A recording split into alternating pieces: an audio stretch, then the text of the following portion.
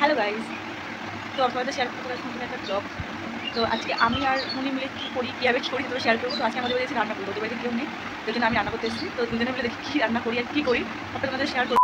তো সকাল সকাল চলে গেছিলাম আমাদের বাড়িতে, গিয়ে দেখি মহারাজা ঘুম থেকে উঠে ব্রাশ করছে আর উঠোন ঝাড় দিচ্ছে, বাসন মাজছে।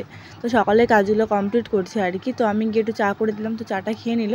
তো তারপরে আমি একটু দোকানে পাঠালাম যে কী রান্না করবো তার জন্য।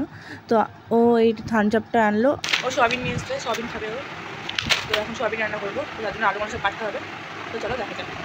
তো গাইস, আমি বললাম যে আমি কাটি সবজিগুলো, তো কাটতে দেবে না, বলছি লোকের মেয়ের হাত কেটে গেলে আমার নামে দোষ হবে, তাই ওই সবজিটা কাটবে। কাটুক, ঠিক আছে, ওই কাটছে সবজিটা, আমাকে কাটতে দিচ্ছে না, বলছি হাত পাট কেটে গেলে তো আমাকে ধরে মারবে। তো ঠিক আছে, ওই কাটছে, দেওয়াল কাটছে। তো প্রথমে একটু মজা করে নিয়েছিলাম ওর সাথে, রাগাচ্ছিলাম একটু। তারপর ওকে বলে দিয়েছিলাম যে এইভাবে কাটতে হবে আলুটা, মানে ও কাটতে পারে না, তাও নিজেই কাটবে, তো আমাকে দেবে না কাটতে। কি করে? তো দেখতেই পাচ্ছ আমি কি শুরু করে দিয়েছি। তারপরে আমি ওকে বললাম যে আমিই কাটি, তুই কাটতে পারছিস না। তারপরে আমি কাটছিলাম আর ও একটু ভাতটা দেখছিল, মানে দুজনে মিলে টোনাটনির মতো সংসার করছে। তুই ডাক, আমি কাটছি, ছাড় দে। অত বড় পেয়েছি আমি, একটু কাছে বেশি গেছি। ধর ফোনটা, ধর ফোন ধর। আমার কাটা পছন্দ হয় না, তাই উনি কাটতে গেছে। আজ রান্না হবে না, এই নিলাই হতে থাকবে। তুই কাট, আমি রান্না ডাকি না, আমি যাবো না রান্না বান্না করতে, আমি বাড়ি যাম। কি করে আমাদের ঝগড়া ঝামেলা লেগেই থাকে। তো তারপরে দেখো আমার বর হতে মশলা করছে, তাহলে ভাবো আমার বরটা কত ভালো, ঝগড়ার পর আমার সব কাজ করে দিচ্ছে। তো এরপরে শুরু করে দিচ্ছি আমি আমার কাজ, মানে রান্না করা। তো আমার রান্না করার প্রায় শেষের দিকে, তো তরকারিটা করলেই হয়ে যাবে। তো এত গরমের মধ্যে আর কি বলবো, রান্না করে অবস্থা খারাপ। তারপরে ও পাশে আসছিলো, ও একটু কাজ করে দিচ্ছিলো, মানে ও বাইরের কাজও করছিলো, আমাদের সব ও আমার অনেকটাই কাজ হেল্প করে দিয়েছিলো। তো অর্ধেক কাজটাই ও করেছিল, অর্ধেকের বেশি ও করেছিল, আমি হলে খুন্তিটাই নাড়িয়েছি আর কিচ্ছু করিনি। তো তারপরে ওকে আমি বললাম দেখো তো খেয়ে সব ঠিকঠাক আছে নাকি। ও বললে একটু লবণ লাগবে, তো একটু আমি লবণ দিয়ে দিলাম। তো এটাই হচ্ছে ভালোবাসা। তো বরকে বারবার বরকে নিয়ে রান্না করছি, মানে বুঝতে পারছি কতটা ভাগ্য।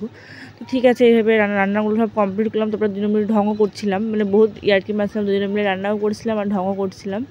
তো তারপরে আমি একটু বললাম আমাকে একটু ঘোরাবো না, তারপরে আমাকে একটু ঘোরালো।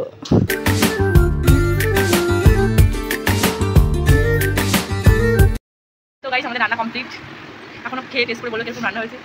ভালোই হয়েছে, দেখতে ভালোই হয়েছে, কিন্তু কাজটা বেশি ওই করেছে, আমি কাজ করি রান্না ছাড়া।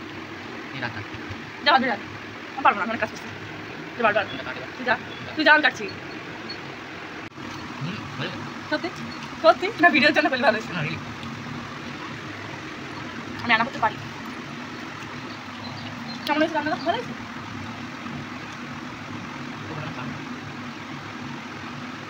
খাই যাবো না, কাটতে পারবো বাইরে যাবে। বই হাতে রান্না কি কিরকম লাগে? মা নাই, তাই হচ্ছে খাইতে হচ্ছে জোর করে। কি করে ছিল না কি ভালো কথা বললাম। আচ্ছা, বই হাতে রান্না কি কিরকম লাগে? আচ্ছা।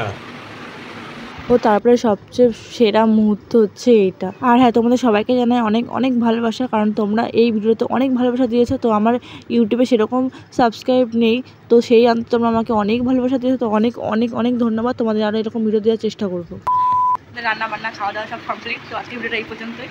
তুমি বল তারপরে, ভালো লাগলে লাইক কমেন্ট শেয়ার আর পেজটা ফলো করে দেবে। আজকে টাটা।